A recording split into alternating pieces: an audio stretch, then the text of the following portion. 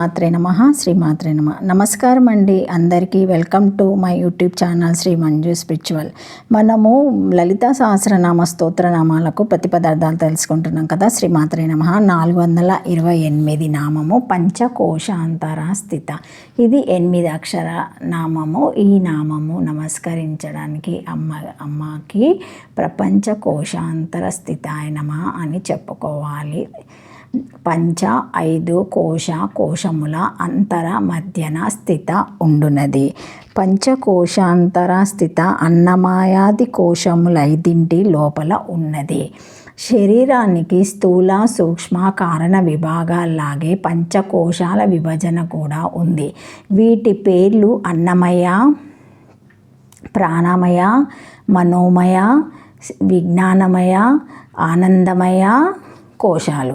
జీవి అస్తిత్వానికి నిదర్శనమైన శరీరంలో ఉండే 5 కోశాలను అన్నమయ కోశంతో ప్రారంభిస్తే ఒక కోశము కంటే దాని ప్రక్క కోశము సూక్ష్మమైనది.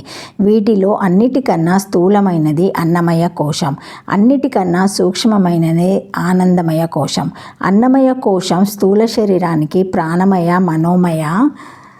శ్రీమాత్రే నమః. శ్రీమాత్రే నమః. విజ్ఞానమయ కోశాలు సూక్ష్మ శరీరానికి, ఆనందమయ కోశము కారణ శరీరానికి సంబంధించినవిగా అర్థం చేసుకోవచ్చును. ఈ 5 కోశాలలో ఏ కోశానికి సంబంధించిన ఆనందాన్ని ఆ కోశములో పొంది చివరకు ఆనందాన్ని పరిపూర్ణంగా పొందటానికే జీవుడు ఈ 5 కోశాలను ఏర్పాటు చేసుకుంటాడు. ఈ 5 కోశాలలో మొదటి 4 కోశాలకు సంబంధించిన ఆనందాలు చివరిదైన ఆనందమయ కోశానికి సంబంధించిన ఆనందంలో చిల్లర భాగాలే అవుతాయి. అయినప్పటికీ ఈ 5 కోశాల్లోనూ కూడా సాక్షి మాత్రంగా చైతన్య రూపంలో అమ్మవారు ఉంటుంది. ఈ 5 కోశాలకు సంబంధించిన ఏ భాగంలో అయినా మార్పు వస్తే సత్సంబంధమైన ఆరోగ్యం కానీ అనారోగ్యం కానీ జీవికి సంప్రాప్తిస్తుంది. ఈ విధంగా 5 కోశాల్లోనూ చైతన్య శక్తిగా పనిచేస్తుంది కాబట్టి అమ్మవారిని పంచకోశాంతర స్థిత అన్నారు. ఈ 5 కోశములలోనూ ఉండి పనిచేయు చైతన్య శక్తి అని ఈ నామాన్ని మనం అర్థం చేసుకోవాలి. పంచసంఖ్యక కోశ పంచకోశ ఇది మధ్యమ పదలోపాసిమాస ते च पंचसंचिका पूजाने प्रसिद्ध मंत्र विशेषक तदा भेदत्त देवता अपि ता च ज्ञानार्णवे श्रीविद्या च परंज्योति परा निष्कल शांभवी अजापा मात्रकचेति पंचकोशा प्राकृतता इति एतासु पंचानु देवादासु श्रीचक्रराजेर्यमानः परंज्योतिराज्यस्थस्त्रो देवता अभिस्ताश्यदि चक्रेषु वृष्टि समिष्टि भेदना पूज्यन्ते श्रीविद्येतु मध्ये बिंदुरुति स्थिति तेन पंचकोशानामन्तरे मध्ये स्थितिरार्धे यद्या सन्ति तवात्मादादिश्रेणेशमय प्राणमय मनोमय विज्ञानमय नंद अंतरांत कक्ष क्रमेण पंचकोश पदवाच्य पदार्थ एतेवेशं पंचानां मध्ये अंतर आनंदमय कोशांतरभेदना स्थित आनंदमयकरणे वृत्तिकार्थे अनन्यंतर आत्मानंदमय इत्यादि श्रुत्या आनंदमयस्य ब्रह्मरूपत्वोक्ति आचार्य भगवत्पादेवस्य नंदमयस्य शोधनीयेषु गणनाद शुद्ध्यत्व सिद्धे ब्रह्मतनोपाध्यता. श्रीमात्रे नमः. इत्याशेन ब्रह्मनिर्देशो व्यवस्थापिता तत्पेक्ष यदेश आकाश आनंदो न स्यादिति समानाधिकरण्येन प्रयोगा आदानंदमय कोशस्य सरकाशात्मक ब्रह्म शरीरभूत चिच्चक्ति रूपत्वं श्रीकंठ भाष्य तटिका दावामर्ध स्पष्ट ब्रह्मपुच्छ पक्षेतु पंचानां अंतरे मध्ये स्थितिरार्धे युक्तं चैतदृहंगीतायां तदेवोपाभ्रमेण दर्शनात् तदुक्तं तदानन्दमहाच्चापि ब्रह्मज्ञानेन साक्षिणा सर्वेन्द्रेण संपूर्ण ब्रह्मनान्येन केचित् यादिदं ब्रह्मपुच्छाख्यं सत्यज्ञानद्वैतात्मकं सर्वसहराध साक्षात् नहनद సురహుంగవ ఇతి క్రోధా భట్టారిక ఆప్యాయు అన్న ప్రాణమన ప్రబోధ పరం నందాయ శిర పక్షాత్మ ప్రకటాతర్మ శో నివాసితం వాక్యో ప్రసిద్ధికృత్యే కోశాయ పంచాభిరేభి రంభ భావమేతి పిత తల్లాపి జ్యోతి ప్రజ్వల్దుజ్వలత్మాచాపాలం యో వేదాస బ్రహ్మ వేదిత్తి. శ్రీమాత్రే నమః. శ్రీమాత్రే నమ. పంచకోశముల మధ్య ఎండలి అధిష్టాన దేవత శ్రీ విద్యారూపిణి. పంచకోశమంత్ర దేవతల మధ్య ఉన్నది అన్నమయాది పంచకోశములలో ఆనందమయ కోశ స్వరూపిణి.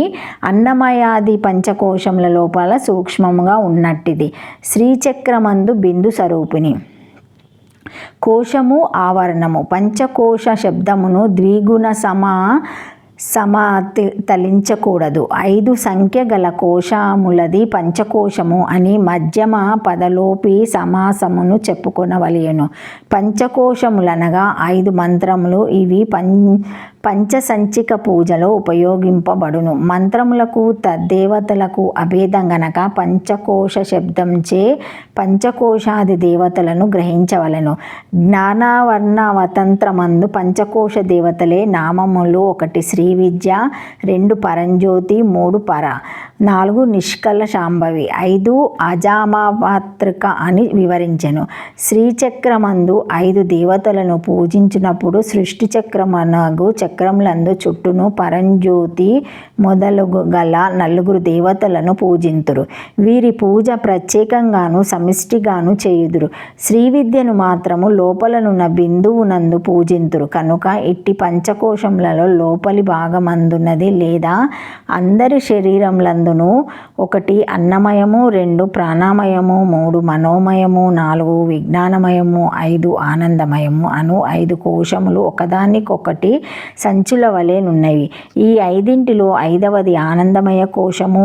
ఆ ఆనందకోశ స్వరూపిణిగా ఉన్నది. ఆనందమయాధికరణమందు అన్యోన్నతర ఆత్మానందమయ ఈ మొదలగు శృతి భాగములకు వృత్తి వ్రాయచు వృత్తికారుల ఆనందమయ కోశము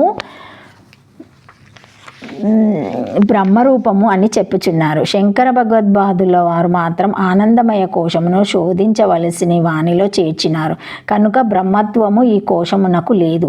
అందుచేతనే బ్రహ్మపుచ్చ వాక్యమందు బ్రహ్మతత్వము నిర్ధారణ చేసిన ఆనందమయ కోశమే బ్రహ్మము అనే వారి మతమందు ఆనందమయ కోశము చిచ్చాక్తి స్వరూపము అని అర్థం. ఆకాశమే ఆనందం అనే ఒక విభక్తిలో 2 పదములను యా ఏ ఆకాశ ఆనందో నా సాత్ అనే శృతి అందు చెప్పుట చేత హృదయాంతరార్తియగు ఏ దహరాకాశము గలదో అదే పరాకాశము.